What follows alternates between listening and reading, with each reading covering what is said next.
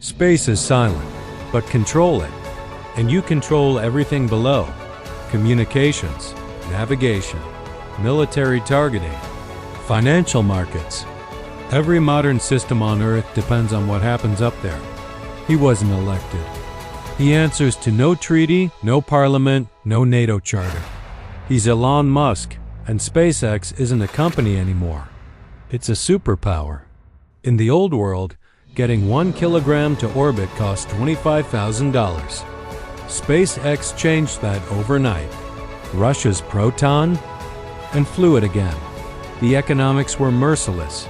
67 million. The gap in between is a monopoly in the making. ULA retreated to government contracts to survive. Russia's Proton became a relic. This wasn't disruption. This was a massacre. And Starship hasn't even started yet.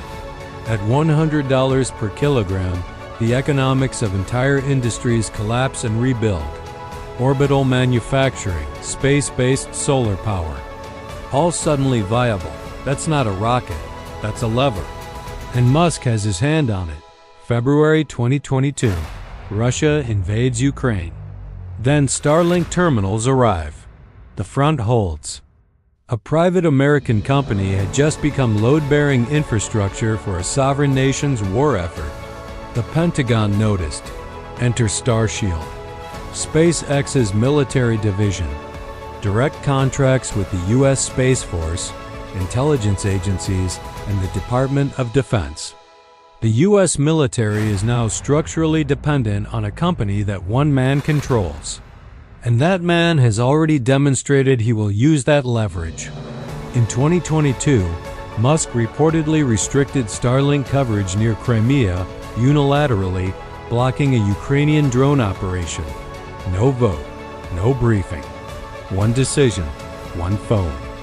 The Pentagon isn't just terrified of SpaceX. They're dependent on it. Beijing watched Ukraine. They drew the same conclusion the Pentagon did.